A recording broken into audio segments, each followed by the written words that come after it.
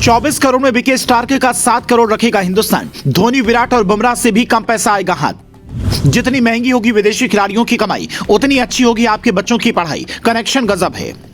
विराट को 42 करोड़, बुमराह को 41 और धोनी को 52 करोड़ देने की जरूरत नहीं। विदेशी अब भी कमाती हैं कम।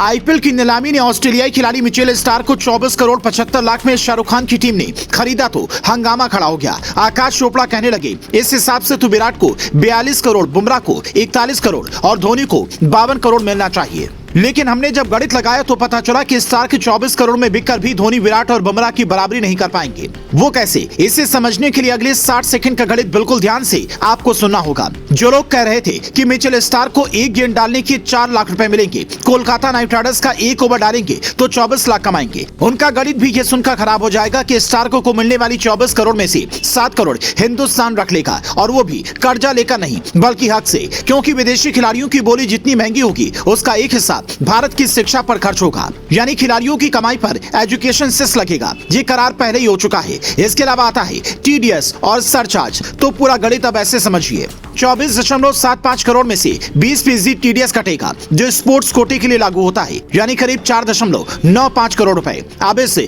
4.95 करोड़ रुपए पर 37% सरचार्ज लगेगा, जो हुआ 1.83 करोड़ और 4% एजुकेशन सेस लगेगा, यानी कुल 7 करोड़ 5 लाख रुपए भारत सरकार की खजाने में मिचेल स्टार्क को जमा करवाना होगा। यही हाल 20.50 करोड़ में बिके पैट कमिंस, 14 करोड़ में बिके डेरल मिचेल, 11.50 करोड़ में बिके अल्जारी जोसेफ का होगा। अब इनकी कमाई चूंकि स्टार्क से कम है तो इन्हें कम टैक्स देना पड़ेगा, लेकिन कुल मिलाकर ये मान लीजिए कि करीब 12 करोड़ में बिके अल्जारी जोसेफ को 3.5 करोड़ रुपए भारत सरकार के खजाने में जमा करवाने होगी। अब सवाल ये है कि ये लोग अपने देश में जाएंगे तो क्या वहां भी टैक्स चुकाएंगे? तो इसका जवाब है नहीं, क्योंकि टैक्स सिर्फ एक ही जगह देना होता है। अब आप कहेंगे 24.75 करोड़ रुपए में से अगर 7 करोड़ 5 लाख घटा भी दें तो बचता है 17 करोड़ 70 लाख, जबकि आईपीएल में बुमराह की फीस है 12 करोड़, विराट को मिलता है करीब 15 करोड़ और धोनी की कमाई भी करीब 15 करोड़ के आसपास है। तो ये स्टार्क से ज्यादा कैसे हुआ? तो इसका भी गणित आपको समझाते हैं। मिचेल स्टार्क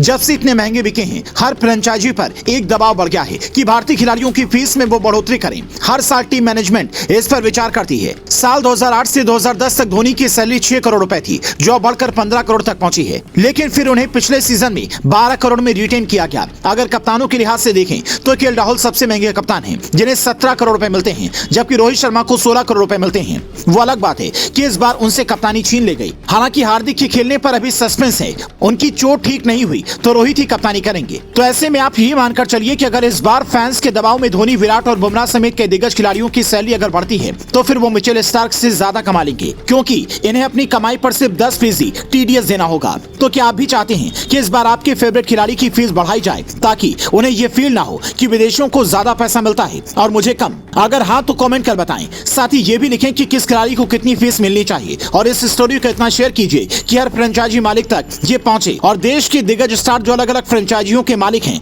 वो खुद से हमारे सुपरस्टार की सैलरी बढ़ाएं।